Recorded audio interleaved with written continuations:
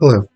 So in this video, we're going to talk about Sacha Bennett's film, We Still Kill the Old Way. This is a gangster film. It is a nostalgic gangster film in that it's built out of a sort of clash of generations storyline. So there is an older firm, as they call themselves in British crime slang. There's an older firm, the Archers, Richie and Charlie, along with their associates, Roy, Arthur, and Butch. They are now retired, basically. They're all old men in their 60s and 70s. And basically they've given up their lives of crime.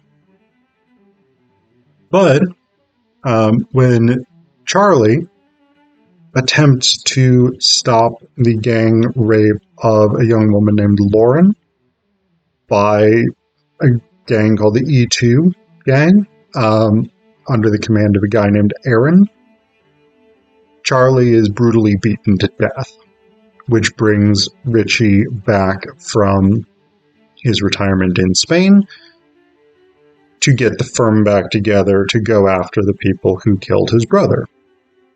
And a lot of the movie's aesthetics and ethos is built out of this generational style clash, right? Where you've got the younger gangsters who are wearing hoodies, who are constantly swearing, they're running people down, they're bragging in these very sort of basic, stupid ways, etc., etc. And they're fundamentally sort of vicious thugs, right? Your sort of imagined modern gangster in a hoodie, right? Then you've got the older gang, the older group, the Archer syndicate, or the Archer firm, the Archer faction, whatever it is. And they wear suits. They're much more professional. They do threaten, but they often threaten more by implication, and they actually carry out a substantial amount of violence. And so this is sort of the interesting problem of this sort of clash of generations approach to a crime drama, is because the Archers, I'm going to call them the Archers, because it's Richie and Charlie were sort of the leaders of this group, because they are much more slick and they're very sort of traditional. They're more in the vein of something like The Godfather or Goodfellas, these sort of mafia movies, as opposed to like contemporary urban gangsters, contemporary urban gang members, right?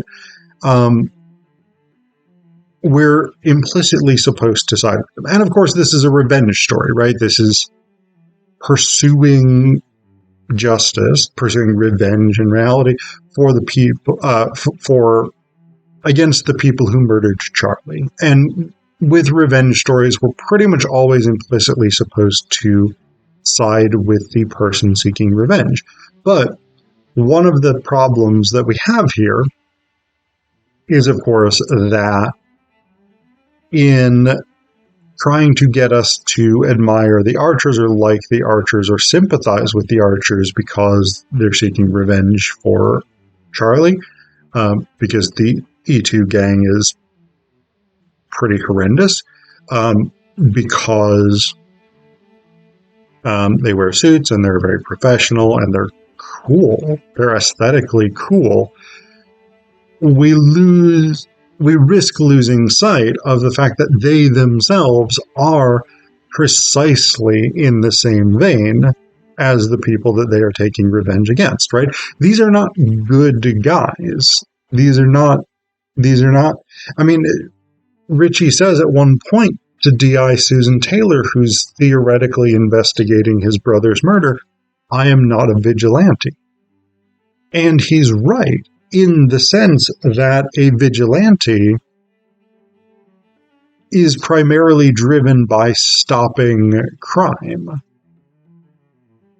The archers themselves are criminals.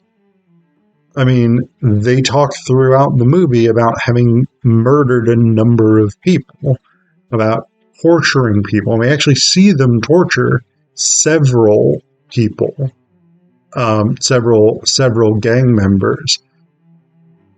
And so this is, right, we sort of risk in the aesthetics of it, in the style of it, and that sort of admiration of a mafia aesthetic versus a contemporary urban gang member aesthetic.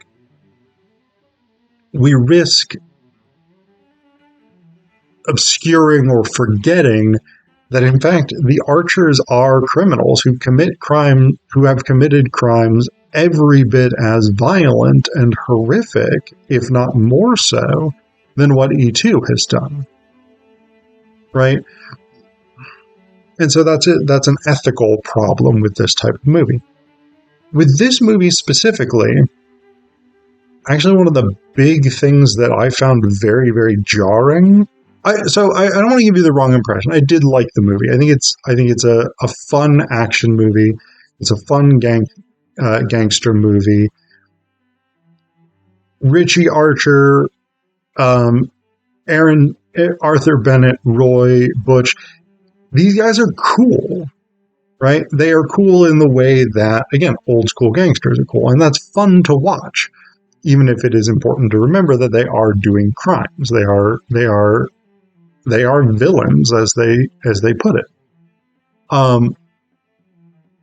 But one of the things about this movie specifically, as opposed to the broader genre of revenge films and or Clash of Generations films, the pacing was very odd.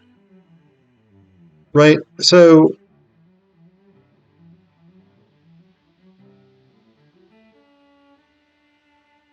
you have the opening portion, right, where Richie, where Charlie is murdered, Richie comes back, etc., etc. He starts his sort of investigation. He's trying to find out anything he can find out about Aaron, who, because we learn that because he had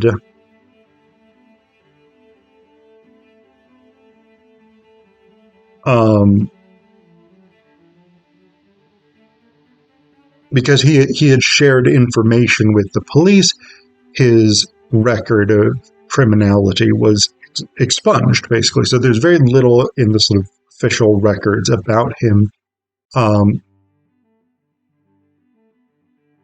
Lauren had a sexual relationship with him, what she thought was a romantic relationship. And so Richie basically sort of uses her as one point for finding information. And then Lizzie Davis, who is a woman that he had grown up with, he and Charlie and the others had grown up with, she is concerned about the safety of the neighborhood, and so she wants the old-style gangsters back as opposed to the new gang members. And so she uses social media and sort of finds more information about these gang members. So they end up basically just kidnapping 3 of them over the course of the film. They kidnap 2 in one go and then a third later on. Torture them, then murder them. With the first 2, it's a more extended sort of torture scene. So there's a little bit of like a Reservoir Dogs vibe to it. And actually that gets mentioned in the film, right? One of the people who's being tortured calls out the sort of the suits and stuff as a Reservoir Dogs aesthetic. And they're both taped to chairs. One of them is being tortured. The other is watching his friend be tortured, and then he is shot, etc. So again, violent crime, right? These aren't good guys. But we have that. Then they end up kidnapping another guy higher up the ranks in this E2 gang structure, and they very, very briefly torture him. He doesn't there's not much to that interaction, except that Richie has a heart attack. And then Richie is put in the hospital, and they use Lauren to lure the E2 gang to the hospital, where they have a gunfight in this hospital. And that comes about very, very quickly, right? The pacing sort of quickens dramatically from, all right, we're torturing these two guys, we're trying to find out information, etc., etc. This seems still like fairly early days in terms of our investigation into who Aaron is. All right, we got this other guy, we spent 12 seconds on him, now we're at the climax. It moves very, very quickly in that way. And so the film seems not entirely balanced, right? Like the front half, the front 3/4 seems much more weighty. Like it feels like it is building up to something, and then the climax comes so quickly and seems so relatively